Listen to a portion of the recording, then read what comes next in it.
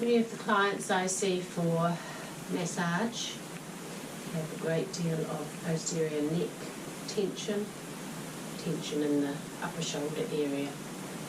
So this is going to be a short video on helping to self-manage that through massage, self-massage and stretching. We're going to start with a few warm-ups. You can do this sitting or standing. Do some shoulder rolling. This will help to get some blood flowing into the shoulder area. And the muscles in the shoulder area lead up the neck, so by warming these up, you will also be warming up those neck muscles, getting the blood flowing. And rolling forward, rolling backward, and then some rotation. So two legs look over one side and then the other. If your neck doesn't like doing that, you can keep your neck in line with your torso, but if your neck's okay, you can look over your shoulder, start getting some movement going, and back to centre. And we're going to put one hand down, bring the arm over, do some side bends, loosen up the whole spine. The spine and the neck are joined, so by loosening up the spine, stretching through the spinal cord, you will help loosen up through your neck also. And by putting my hand down, I'm taking my body weight so I can ease into the stretch more easily. And if I sit upright and come over, it's just not as good. Okay, I'm going to loosen off through the chest muscles. So in your chest you have pectoralis major, it's the big chest muscle that you think of as your pecs. And underneath pectoralis major is pectoralis minor, or pec minor. Pec minor attaches where your collarbone meets your shoulder, and it comes down onto ribs 3, 4 and 5. And its job in life is to pull your shoulders forward, which we do all the time. You reach forward for something, if you're cold, you're stressed, we tend to tighten up through the front of the shoulders, and that's why a lot of people become quite round shouldered as they age.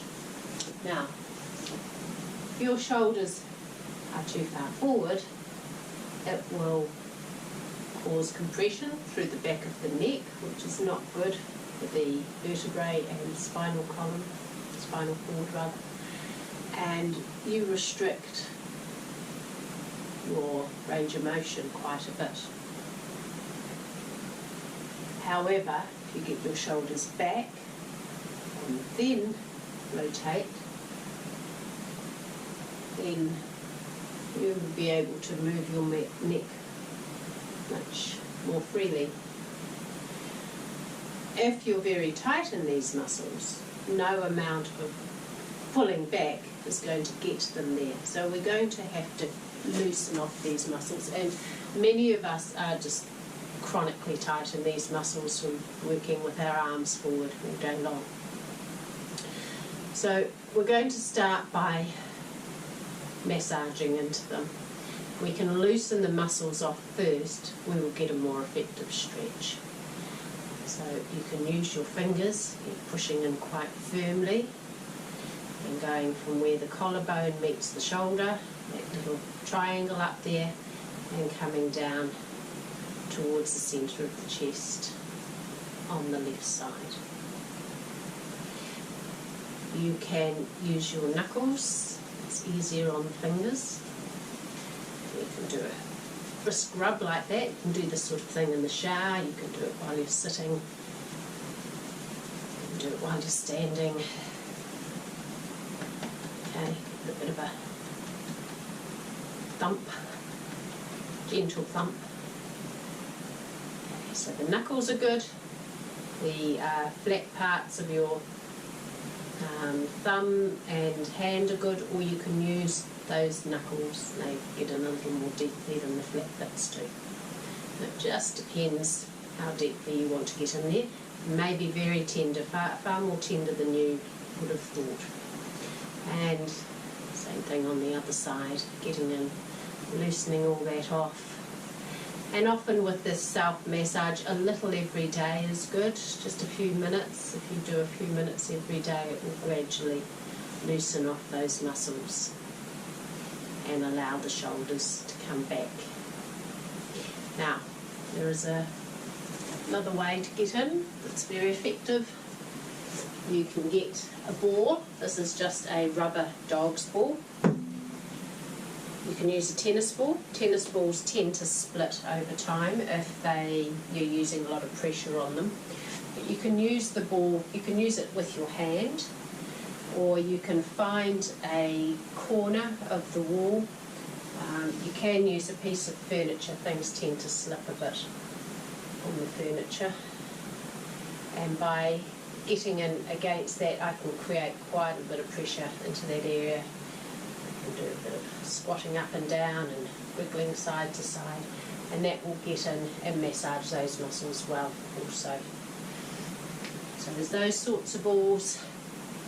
There are massage balls that have got spiky bits in them.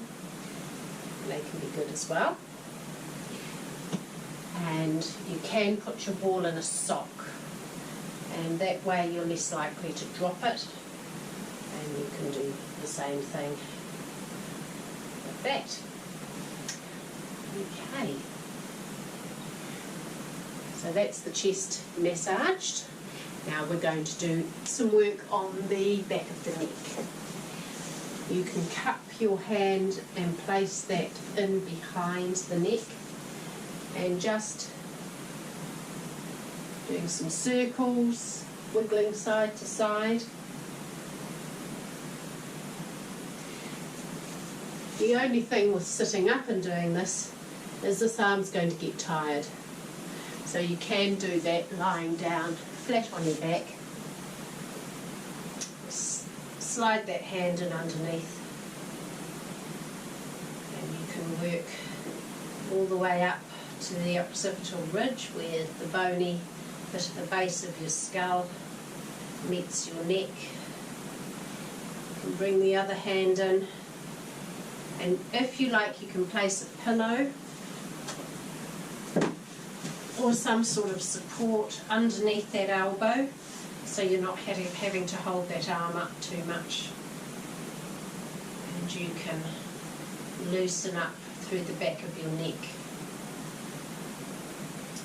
It's very important that you don't push in at the sides of the neck. There are some major nerves that come out of the side of the neck there.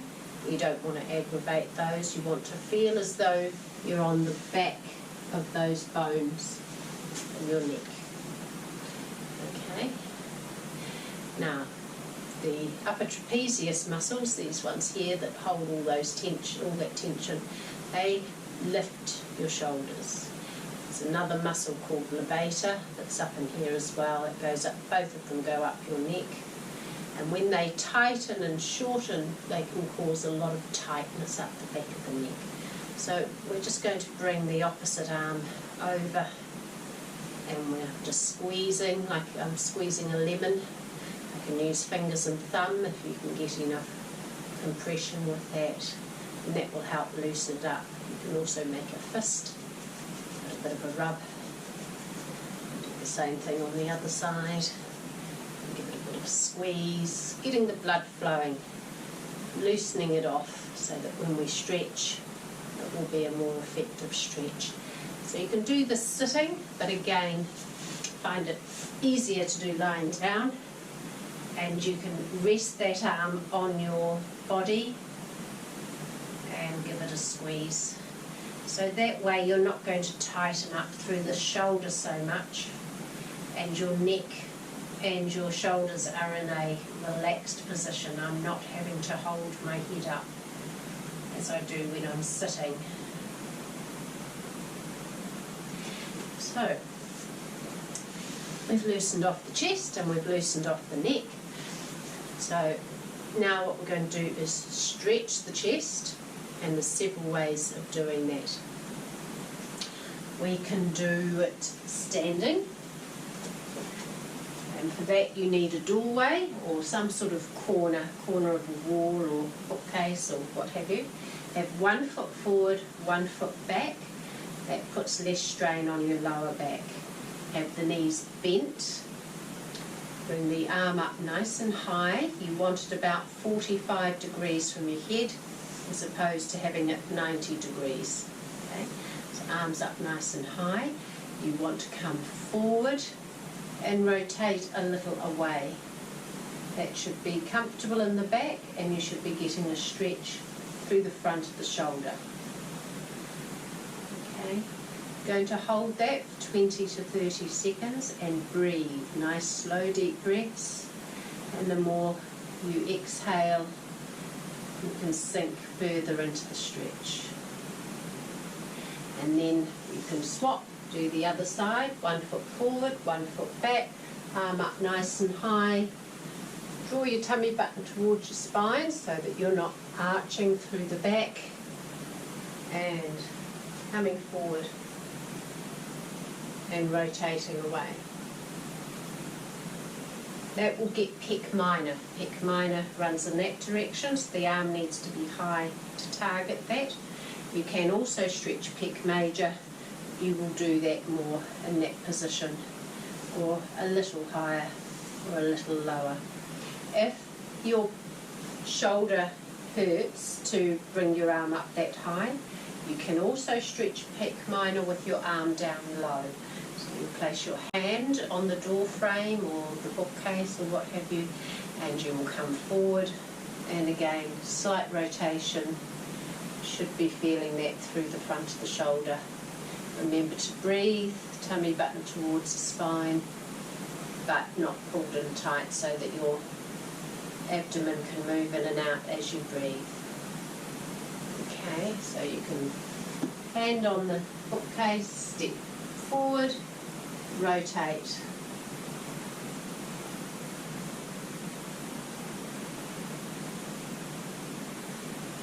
Okay. The other way of doing that, interlace fingers behind the back, squeeze the shoulders back and down. If you like, you can lift the hands a little, but the most important with this one is shoulders back and down. And again, drawing the tummy button towards the spine so that you're not hyperextending through the back. And that will help to stretch your chest. That's a nice, easy one to do throughout the day. Another one you can do is either sitting on your heels and rotating, or same thing, lying on the tummy.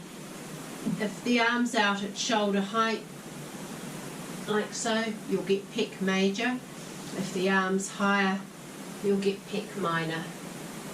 And you're trying to push the shoulder down towards the mat. You should feel a stretch in the front of the shoulder. I'm using my other hand as leverage, so with that one I can push, and as I'm trying to push my left shoulder towards the ground and get a good stretch through there. Okay, so you can do a combination of those stretches or just one of those stretches to get into that area. Okay, so for neck stretches, you want to be sitting comfortably. You can be sitting like this, cross-legged. You can be sitting in a chair. You can do them standing, but sitting is probably better. So we're going to take a breath in, and breathing out, dropping the chin towards the chest, breathing into centre, breathing out, tilting the head back, breathing into centre. So you can do a few of those, just going forward and back, working with the breath, not going too deeply with it to start with. You can work deeper into stretches as you go and the muscle releases. And then rotating to the left, to the right, slowly, smoothly, working with the breath, Breathing in as you come to centre, breathing out as you move into the stretch. So a few of those each side. You can do sort of anywhere between 3 and 10 repetitions each side. And then doing some side flexion.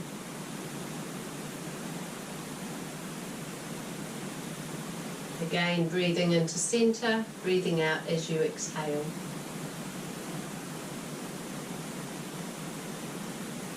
Now, you can increase those stretches a little. You have to be very careful and gentle. If I place my hand on the side of my chin, then I can gently use my hand to take the stretch a little further around. You don't want to push, just a very gentle encouragement. If you do it too hard, you may strain something. If you want to increase these stretches, I'm just resting my hand on my head. I'm not pulling. I'm just using the weight of my hand to increase the stretch a little. Very important to keep everything relaxed through the shoulders as you do this. Okay, if you've got really heavy arms, it mightn't be such a good idea to do that one. And coming forward, you can interlace fingers and just rest the hands on the top of the head. And that will increase the stretch up the back of the neck. Another trick you can do is put your hands in underneath your buttocks. That will anchor your shoulders down, so when you take the head across, you won't cheat and do this kind of thing. It will increase the stretch because the muscles are attaching onto the shoulder girdle. Okay. So that's another way of doing it. Or you can interlace fingers behind your back, or take hold of your wrist. So if I take hold of my right wrist, I can tilt my head to the left and pull down on my right wrist, and that will increase the stretch also. Now we have very important muscles up the front of the neck here that can get really tight, your sternocleidomastoid muscles, or SCM. They are opposite side rotators, so you'll use them to turn your head, and you also use them if you're lying on your back to take your head to the side. If these get tight, they will encourage a forward movement of the head because it shortens this up, and it's hard to get the head back to where it should be. They can also cause a lot of headaches, particularly across the forehead and into the eyes. So loosening these off is a good idea. They can be massaged, but you really have to know what you're doing to do that, so we won't go through that in this video. But to stretch it, you can take your left ear to your left shoulder. I'm actively pulling my right shoulder down using the muscles that pull the shoulder down, or I can have my hand tucked in under the buttock, and then I'm going to tilt back slightly till I'm getting a good pull between my right ear and my left and my right collarbone. Again, it's a gentle stretch, you don't want to force anything, and if this hurts in the back of your neck anywhere, don't do it.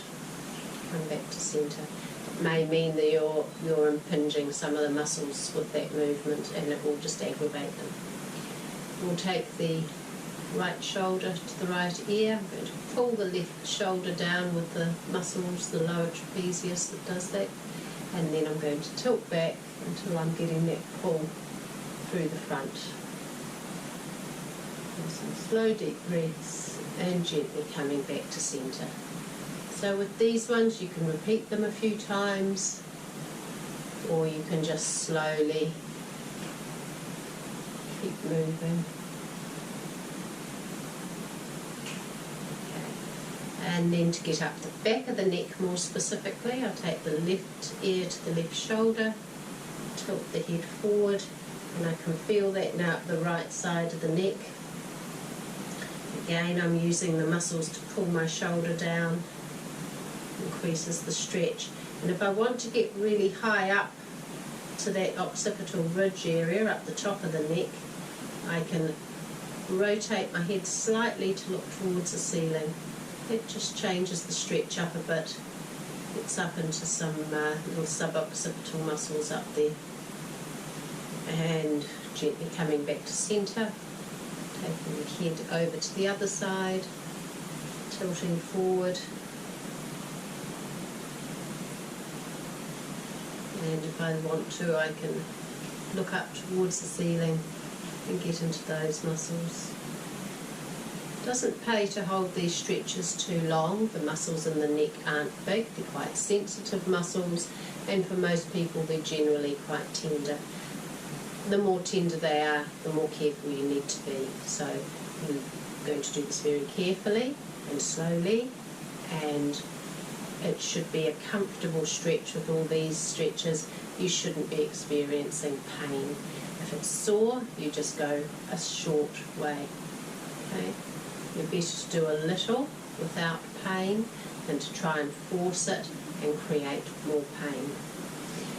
The other thing you can do is heat is great. Heat before you massage and stretch will help to create a warmer, more flexible muscle and increase the blood flow through there. So heating before massaging and stretching is great, and you can heat afterwards as well, just to add to that effect. I hope that was helpful for you, and thank you very much for joining me.